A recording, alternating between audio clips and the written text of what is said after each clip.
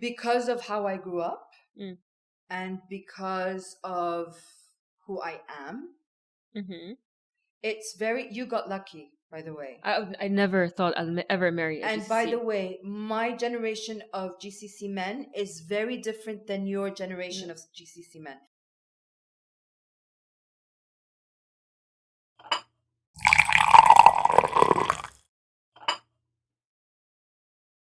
Welcome, Abeer, to my podcast. بدون سكر. Well, thank you for having me. It's a pleasure to be here. I know that this has been in the making for quite some time. November. I know, so I'm really proud of you, actually. And yeah, it's a pleasure to be here. Thank you. You're welcome. Okay, so I think one thing we always talk about is our identity. As you know, I come from a mixed background, Mm-hmm. and I've always struggled with it. Obviously. So I'm Kuwaiti, and my dad decided when we were quite young, I was 7 to be exact, to move us to Switzerland and started life there. And so, How long did you stay there? We stayed there for 12 years. How old were you? When I left Kuwait, 7. Very young. Yeah. So the growing years were in Europe. And so, now, of course, as I became an adult and I became older, it started to not affect me, but I became more aware Of what? of the lack of identity as such that I felt, because I felt I didn't belong here, I didn't belong there. And so it was always a foot here and a foot there. Where is here and there? Well, now here is UAE for sure. Growing up, it was Switzerland. And mind you, it wasn't just Switzerland. We moved around so much. So I've lived in Switzerland, I've lived in London, I've lived in Sweden and the UAE. So there was a lot of movement. Oh, yeah. I mean, it's now UAE is home, has been for quite some time. But me as Abeer, as an identity, many a times I don't feel like I belong in the Arab world. And most certainly I don't belong in the European or Western world. So it's always in between. It has a lot of advantages, by the way. I can imagine. Tell me. It has a lot of advantages.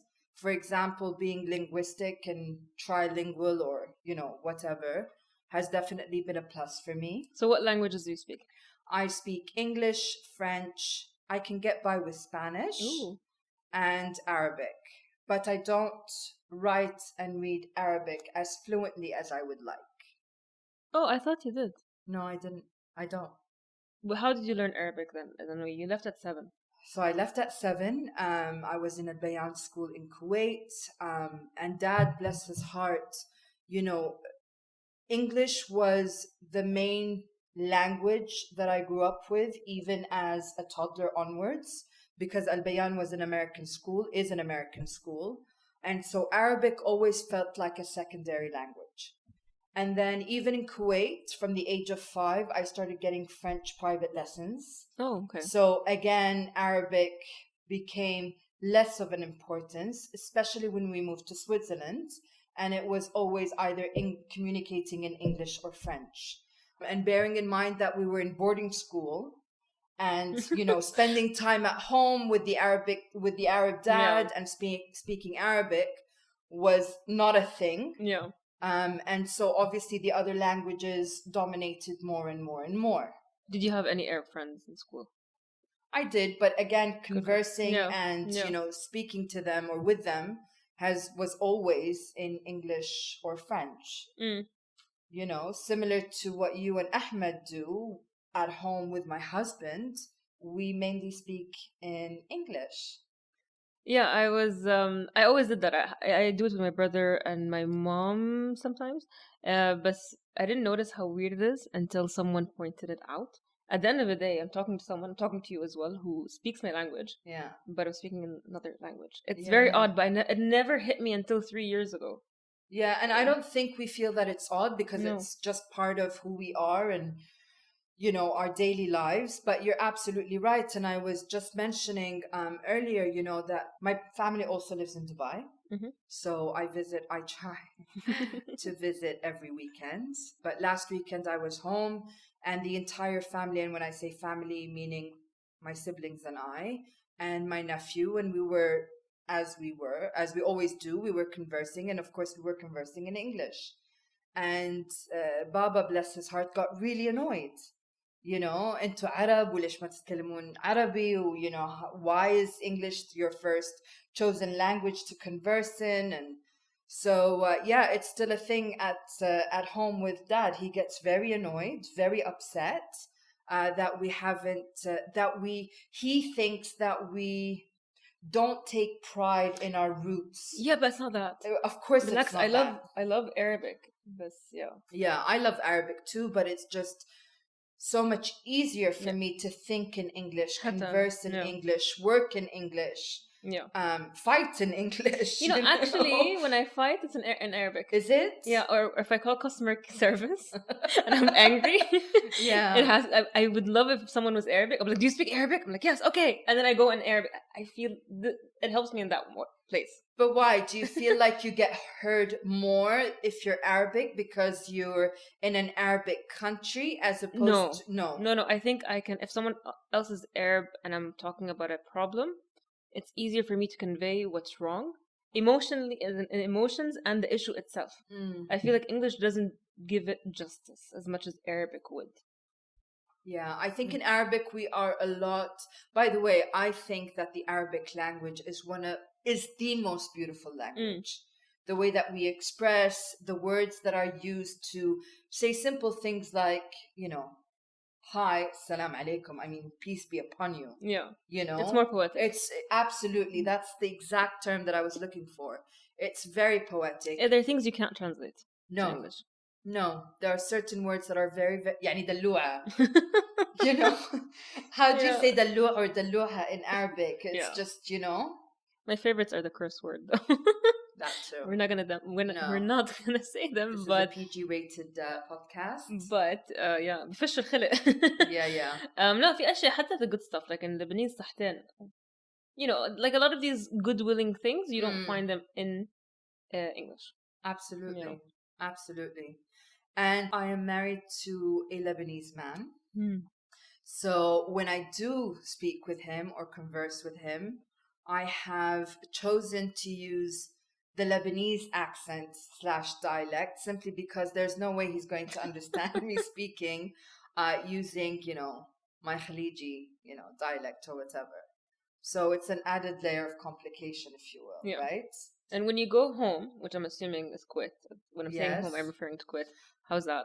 Well, is it home though? That's part of the issue, right? Yeah. The only thing that attaches me to Kuwait is the fact that my parents are divorced and my mom is still there. And even the relationship with my mom is not very strong, but that's another podcast on a different day. Story. Yeah. So my connection to Kuwait, I can't call it home. Okay, fair. As sad as it sounds and as sad as it makes me, because that's where I'm from, but Kuwait is not home for me. Well, I feel the same. I left Saudi when I was 18. Yeah. So my proper adulthood was living abroad. So in UAE, it's going to be 8 years. So it's pretty long. And in Beirut, I was there for 5 years. I've been out of Saudi for a while now. The only real connection I have is my husband and his family. I don't have family there. We left. We would only go to Saudi for papers, and that's it. So, yeah. Yeah. I understand. But when was the last time you were in Kuwait? 2016. How was that like? Difficult. Why? Because I cannot relate to your typical...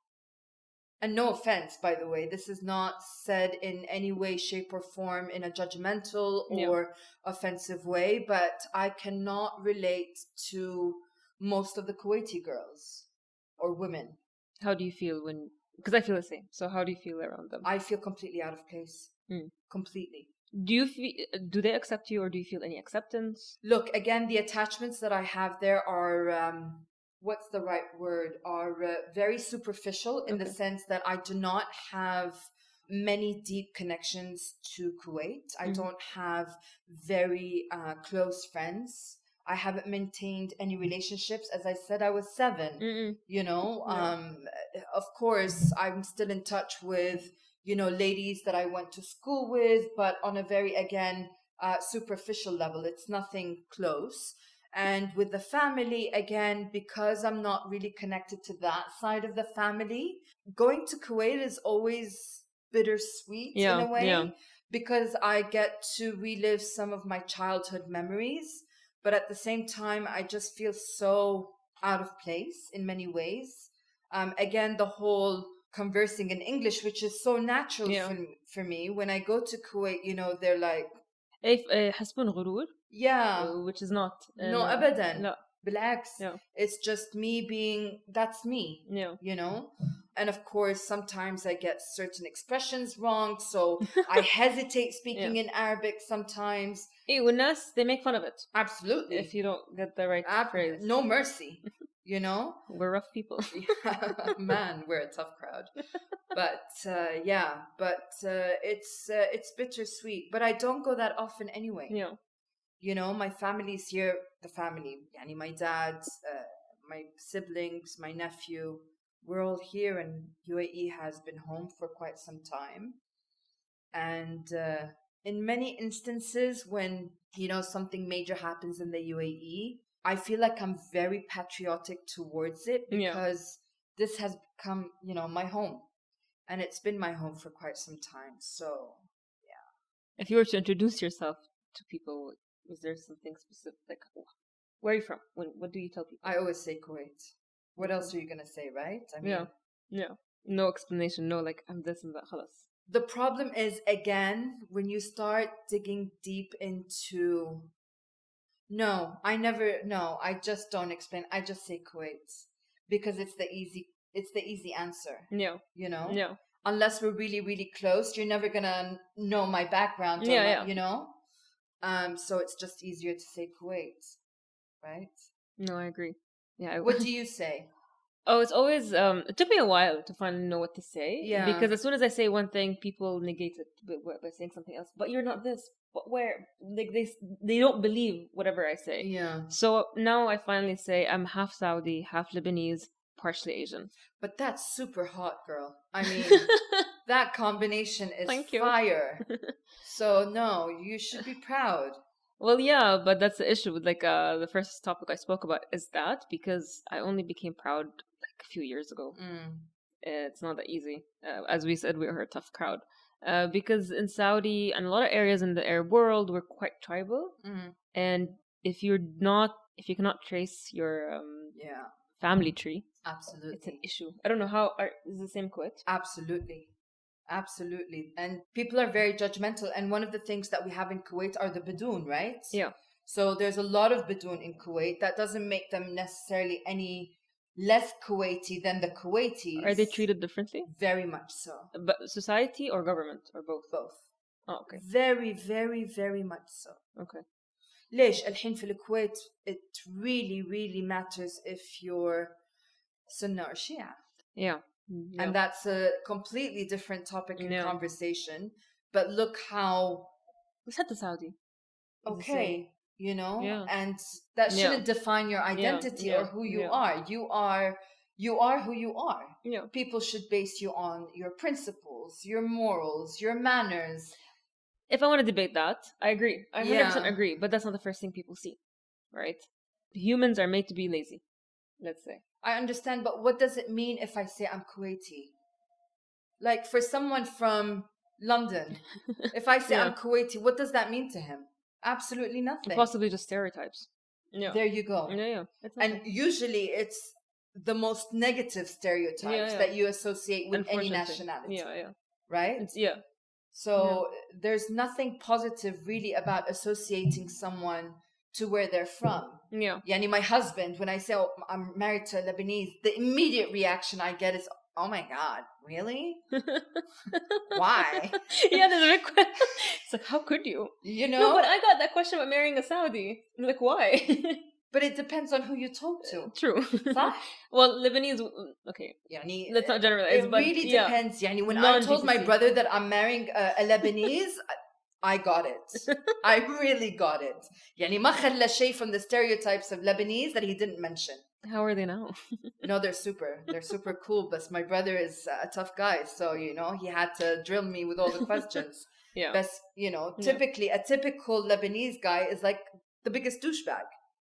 Sadly, right? yeah, I agree. Yeah, and it's terrible. Yeah. Especially if you're from the GCC, they'll always see them that terrible. way, or maybe hopefully they'll change, but they'll see them that way. You were saying that being married to a Lebanese, change the accent, has it impacted any part of how you live or your lifestyle or who you are? No, growing up, I always knew I was never going to be able to marry a guy from the GCC.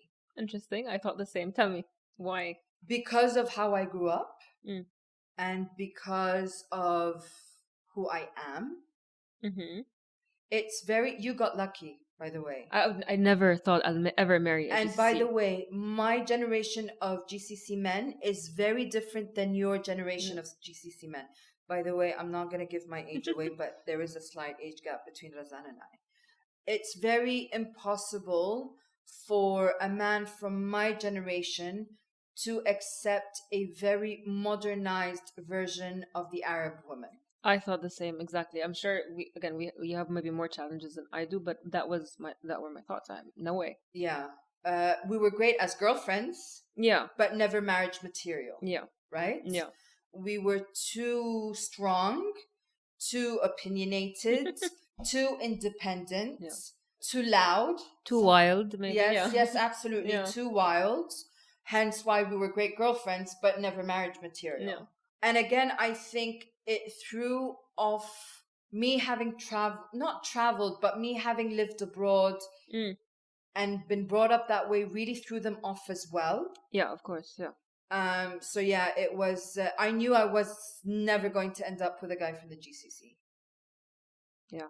No, I had no idea because I thought, because of the way I thought, the way I dressed, the way I looked, whatever, and the way I spoke. I think also back to language, English became a barrier or a filtering system. Like I knew some people, as soon as they hear me speak in English, they'll just walk away or filter me out or screen me out. Yeah. I'm not one of them. Yeah. So yeah, no, I had no idea that would happen. But I was told to point out my husband is a mixed Saudi as well. There you go. I think if he weren't mixed, I don't think it would have ever happened. Yeah. No, it just, it's very difficult from your typical Khaliji guy to take you home, to take someone like me home, and the mother be like, oh, what? Why? What happened? Are you okay? Son, what did I do to you? But, and again, I strongly agree with you. The English thing is a complete barrier because I would have never been able to be so expressive in same. Arabic. Yeah. I knew I needed someone who spoke English well. Absolutely. Yeah. Absolutely. Including my friends. Yeah. Like, I think that's a connector or a barrier, depending how you want to see it. Yeah, for sure. وبعدين culturally, and I don't mean this in a bad way, but I think the amount of obligations that the Khalijis put on themselves. Yeah. God, man, do we like to add pressure to our lives?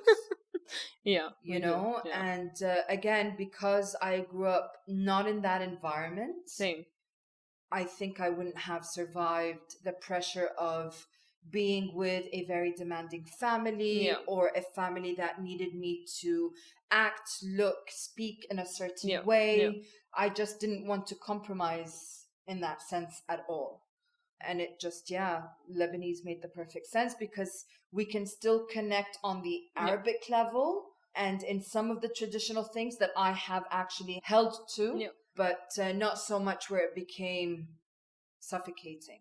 Does that make sense? 100%. Because I used to think that because we didn't practice the same traditions, when you're in, what is it called? When you're in cultural things, and I felt like everyone knew what to do and I didn't know what to do. في عادات تقاليد we didn't have. For sure. أكيد.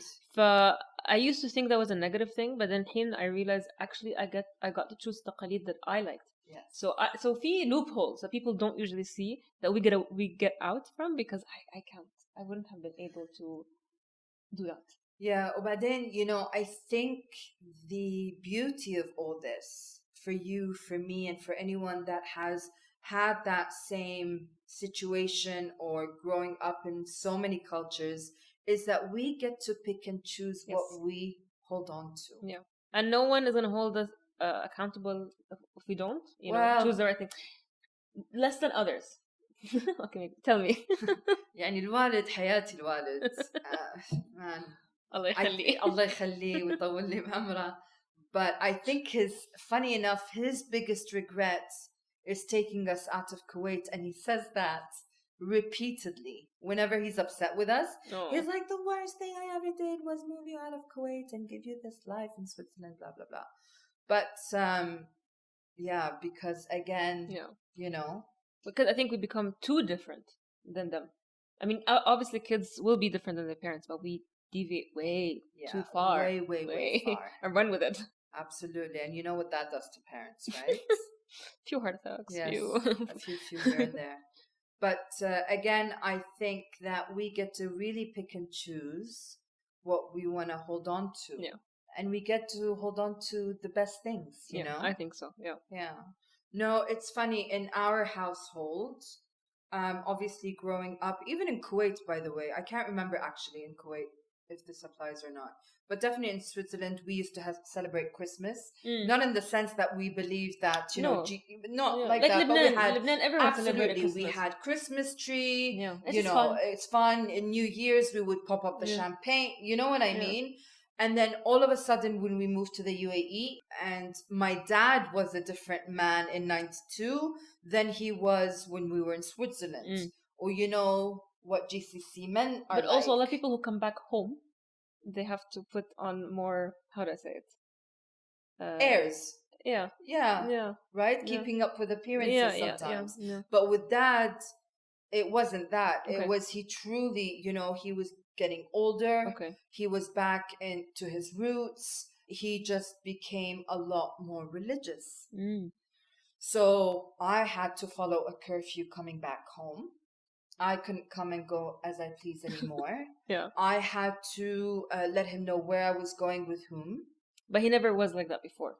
In Switzerland? Are you kidding me? Never. Okay. Because what you're describing is a typical Arab. Yeah, but remember, I had all the freedom in the world when we were in Europe. Yeah. And then suddenly, when I actually became an adult, this was being imposed on me. Yeah. Right? Yeah. So for me, it was a complete culture shock. Yeah. And it was the opposite of you. You grew up. I couldn't do anything. Exactly. Yeah. I lived a proper Saudi girl life and I couldn't do anything. For me, it was the polar opposite. I mean, I had a curfew leading up to the day I got married. Okay. Exactly. Sorry. Yeah. Yeah. It's crazy. That's hard. Yeah. I couldn't come home after a certain hour. I had to respect the rules. There's no way I'd be out, before Friday prayers. And a Friday lunch was a thing at home. We had to all eat lunch together. Eid, first day of Eid is mandatory. Those are nice though. These are beautiful things. But again, for me, what are you talking about? Like, this is not something we ever did when we were in Switzerland. Yeah. Why is it suddenly being imposed on me now? Why does it now matter what the neighbors think what time I come home? It was never a thing in Switzerland. Yeah. Or why does it matter how I dress or what I say? You know what I mean? So it was quite the culture shock for me. I lost a lot of my freedom coming to the UAE. If I look back, I'm kind of, I don't want to say lucky is not the right word, that I had it the other way around because I grew into my freedom. Yeah. But also the restrictions that my family put, it turned me into a massive liar. You end up knowing how... 1,000%. It's so bad. It is terrible. And I'll tell you something. Sorry to interrupt you, Razan, on that thought. But actually, and I think you and I talked about this before, the fact that there were so many restrictions put on me actually created so many situations that could have been avoided for me. Yeah. Had I continued to have the open dialogue that I had when I was growing up in Switzerland. Yeah. You know what I mean? Yeah. But because the dynamics changed so drastically, you hide so much. I hid so much. Yeah.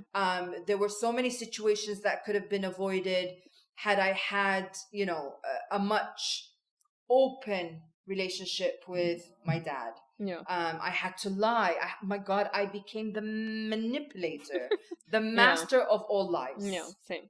You Honestly, know, yeah. and it's terrible. Yeah. That's not the relationship that anyone should have with their parents. But unfortunately, because we impose, again, I think it goes back to the obligations and pressures. I don't know of any other culture that is as harsh on themselves and on their children as the Arabs are. Maybe Indian? Asians, yeah. Some Asians, yeah. I can maybe. see it in Chinese and expectations in Japanese and Indians for sure. Yeah, but man, we're tough. We are tough. Yeah.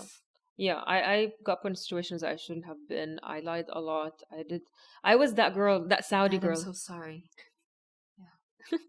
I was that Saudi girl or that girl, who was wild. I shouldn't have been. I didn't need to be. My cousin who had she's the same age as I am.